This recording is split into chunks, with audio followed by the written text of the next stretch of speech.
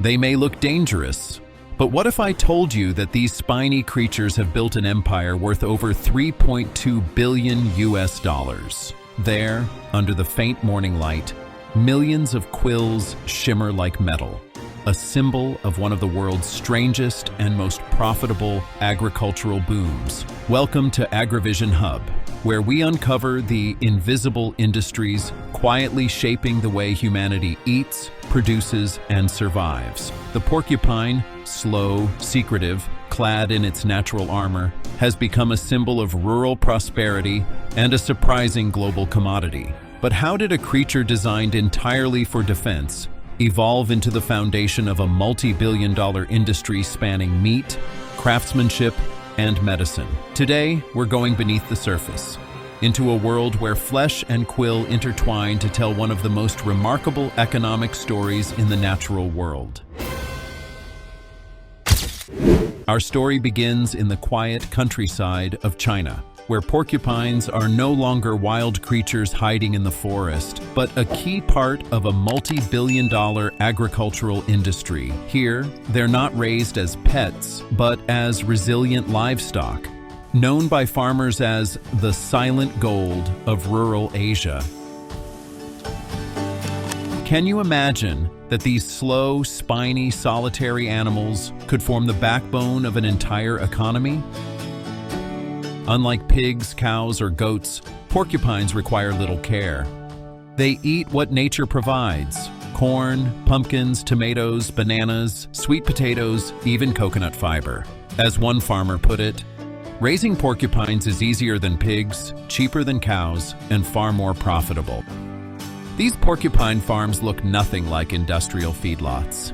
They follow a semi-natural model: high-walled enclosures with soft soil, shaded trees, and hand-dug burrows that mimic their forest habitat. This calm environment keeps the animals relaxed, since porcupines are shy, nocturnal, and fiercely territorial. When night falls, the entire farm seems to awaken. The rustle of leaves, the faint sound of wood being gnawed. Porcupines begin to move, slowly sniffing the air and exploring their pens. Under dim lights, their silver quills shimmer like metal, turning the scene into something both serene and mysterious. Each animal is marked with colored paint to identify age, breed, and breeding zone. But among thousands, a few stand out like living legends: the white porcupines. Their snow-white quills gleam like ivory, making them symbols of luck and prosperity. These albino breeds can fetch 5 to 10 times the price of ordinary porcupines and are prized by collectors and breeders alike. Have you ever seen a white porcupine? Imagine it. Beneath the moonlight, in the stillness of night, a pale figure glides quietly through the trees. It feels as if you're witnessing a miracle of nature, a creature stepping straight out of an ancient myth. Behind that rare beauty lies a fascinating lesson in biology.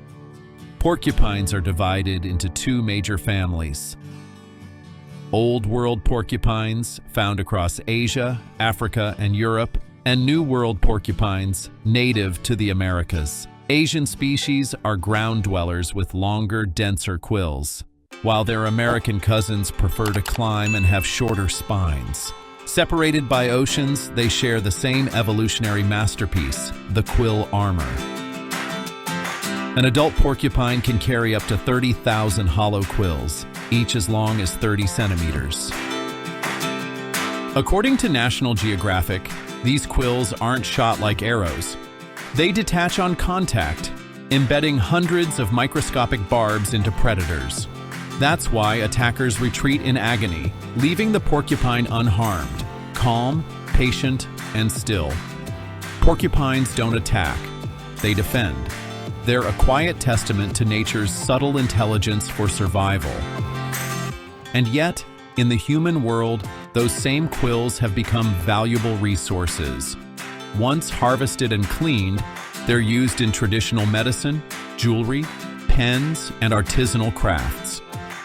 In some cultures, white quills are even believed to bring good fortune and protection. Inside these seemingly peaceful farms, Every quill, every breath, every movement feeds into a vast economic ecosystem, a closed-loop cycle where nature and humans intertwine, from defense to survival to livelihood. And this is only the beginning of the story. Because beneath those sharp spines lies an entire agricultural system that's reshaping how humanity understands nature, value, and adaptation. This is where the real business begins, where the porcupine's natural ecosystem is replaced by the precise mechanical rhythm of a modern processing plant. Here, every movement is calculated and every gesture carries risk, because this small creature possesses an almost perfect defense system, quills as sharp as needles, ready to pierce with the slightest touch. Contrary to common myth, porcupines don't shoot their quills, but they are only loosely attached to the skin. A single bump can drive hundreds of barbed spines through protective gloves, forcing workers to stop for immediate medical care. That's why the porcupine processing line operates on two absolute principles: precision and absolute safety. Workers wear full-body protective suits, using metal nets or curved steel clamps to gently guide each porcupine into a restraint chamber, a compact enclosure strong enough to limit movement without causing pain. When the quill's standing upright, the air fills with a rattling sound, a primal warning echoing across the factory floor. Every movement must be swift, exact, and never off by more than half a second. Once secured, the animal's body splits into two streams, one for quills and one for meat. To harvest the quills, factories use two main methods: controlled heat from blowtorches or immersion in boiling water. The heat loosens the follicles, allowing workers to remove quills in bulk without damaging the flesh beneath. The quills are then washed, dried, and sorted by hand, a delicate task requiring both precision and experience. Out of thousands, only a small fraction are considered premium grade: long, straight, pale, and gently curved. These are sent to artisan workshops to be turned into pens, jewelry, or luxury ornaments. The shorter, rougher ones are ground into fine powder for traditional Chinese medicine, believed to improve blood circulation and vitality. From a natural defense mechanism, the porcupine's quills have been reborn as luxury goods, symbols of craftsmanship and profit. Once the quills are removed, the process continues with the carcass. The skin is peeled with precision knives, the meat cleaned, trimmed, and sorted by texture, firmness, and color before being flash chilled at 0 to 2 degrees to preserve its natural structure. The result is a dark red, lean meat, virtually free of fat, unlike any poultry or beef familiar to Western consumers. Nutritional analyses show that porcupine meat contains 26 to 28% protein, higher than most conventional meats, and is rich in glutamic acid, aspartic acid, and lysine, essential amino acids that support muscle growth and metabolism. This nutritional profile has earned it the name premium clean meat across much of Asia. In rural China and Vietnam, porcupine meat is viewed as a symbol of strength and prosperity. It is believed to have warming properties, revitalizing energy and nourishing the blood. Dishes such as porcupine hot pot, simmered with herbs, stir-fried porcupine with lemongrass and chili, or honey-grilled porcupine are usually reserved for special occasions, for honored guests or festive celebrations.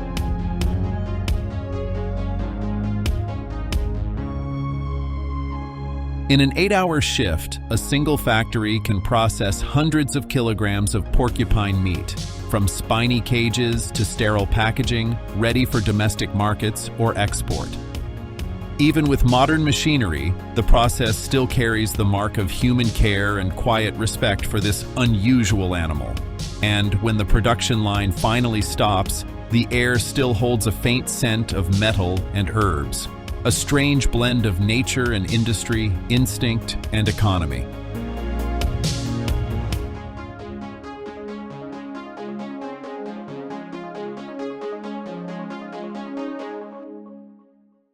The quills that once served as armor now rest neatly in boxes of crafted luxury.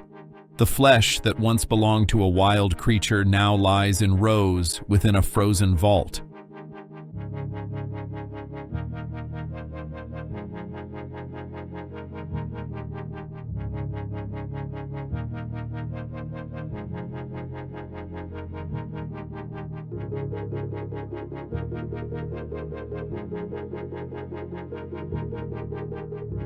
Here, nature doesn't disappear, it is redefined. And that is perhaps the most fascinating paradox of the porcupine industry, when a creature's defense mechanism becomes humanity's source of survival.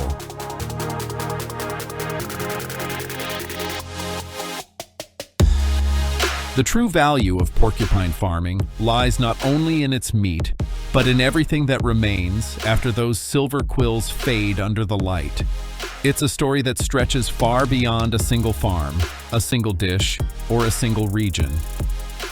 A story where each quill becomes a symbol of craftsmanship, where every strand of fur, every tiny stone formed within the body of this animal, can define the worth of an entire global artisanal economy. The largest, brightest, and most perfect porcupine quills are purchased by artisans and used in traditional quill work among Native American communities, or in jewelry and instrument making across Asia and Africa. Once polished, each quill reveals natural marble-like patterns, a kind of biological fingerprint no machine could ever replicate. Their commercial value is astonishing. A single pound, just 0.45 kilograms, of high-quality quills can sell for up to $220, outpacing many natural raw materials. In Indonesia and Malaysia, master craftsmen use the longest quills to create luxury jewelry, musical instruments, or intricate inlays. In Hong Kong and Singapore, a handcrafted porcupine quill necklace can sometimes fetch a price higher than that of a live porcupine itself. And then came fashion. Boutique designers began experimenting with materials and motifs inspired by the porcupine's natural armor. From printed fabrics and accessories to haute couture collections carrying the message that nature is the greatest designer.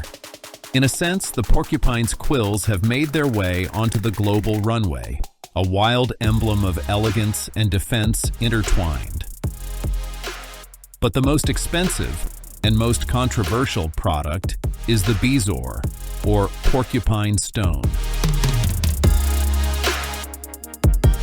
This hardened mass formed in the animal's stomach has been treasured in traditional Chinese medicine, TCM, for centuries, believed to cure everything from fever and infections to diabetes and even cancer. It even appears in popular culture. In the world of Harry Potter, it is known as a life-saving antidote. Yet modern science has found no medical evidence to support these claims. The paradox, however, is that the market for bezoars has not diminished. It has grown stronger than ever.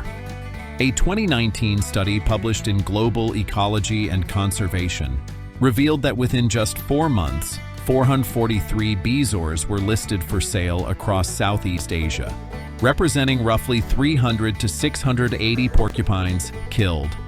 Even more alarming, up to 90% of TCM shops in the region were found to sell porcupine-derived products. The price?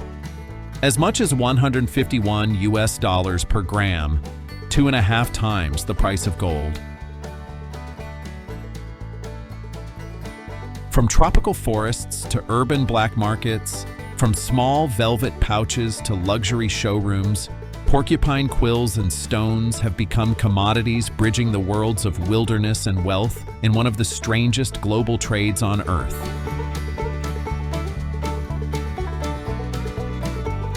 Beneath this commercial surge lies another force: the porcupine's remarkable reproductive power.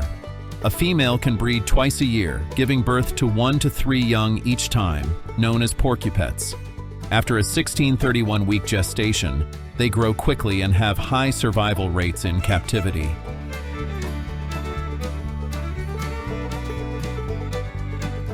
With just 50 breeding pairs, a small farm can produce over 200 offspring annually, with low feed costs and easy scalability.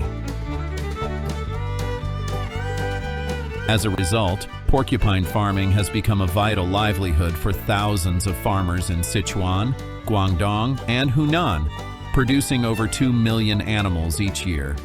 For many, it's a ticket out of poverty, a circular economy where nothing is wasted.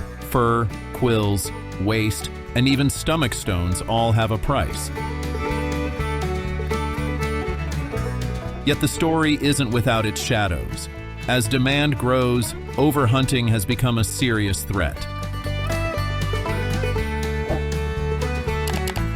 Wild porcupine populations across Southeast Asia have declined sharply, especially species in the Hystrix brachyura group.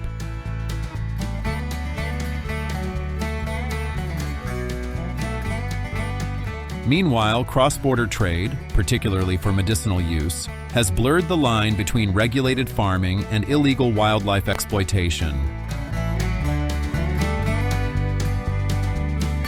Here lies the paradox of progress. An industry that lifts thousands of people from poverty may also push thousands of creatures toward extinction.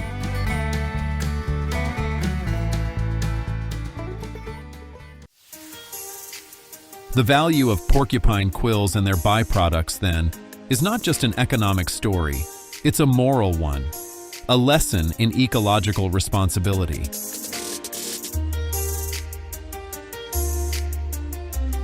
When a single quill can sell for hundreds of dollars,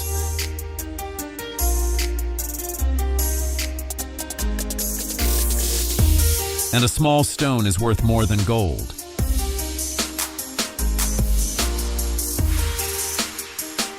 We must ask ourselves, are we looking at the future of specialized agriculture or the darker face of the wildlife trade?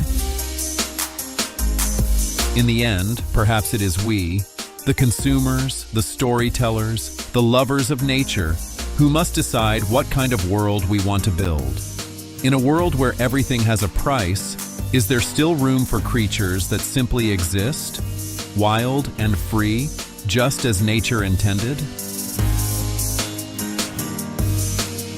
To many Western audiences, the idea of eating porcupine might raise an eyebrow, something exotic, even unsettling. But across Asia, particularly in China, Vietnam, and Laos, it's a long-standing culinary tradition where each slice of porcupine meat is seen as a symbol of hospitality and prosperity. People describe its flavor as firm yet tender, slightly sweet, and almost fat-free. A taste that sits somewhere between premium pork and wild venison. That perfect balance makes it an ideal source of clean protein in an age when the world seeks food that's lean, natural, and nutrient-rich. Unlike Western fast prep methods, porcupine meat is rarely minced or processed. It's treated as a delicacy, a dish of patience and reverence. Herbal porcupine hot pot, where the sweetness of the meat melds with ginger, red dates, and ginseng, believed to restore vitality. Spicy porcupine curry, slow-cooked for hours to preserve the natural texture of the meat. Or porcupine stir-fried with lemongrass and chili, a rustic yet bold dish served steaming hot in countryside feasts.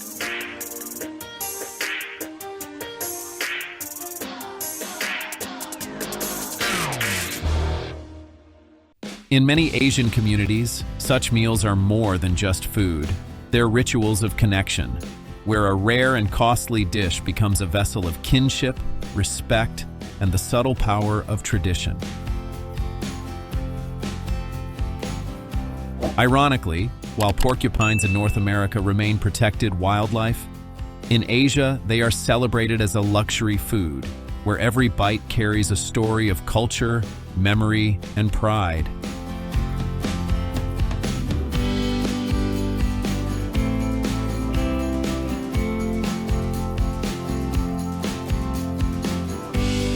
And now, we've reached the end of this thorn-covered, multi-billion-dollar agricultural model. The porcupine, once just a hidden rodent of the forest, has become a global economic engine, supplying protein-rich meat, valuable quills for artisan crafts, and rare ingredients for traditional medicine.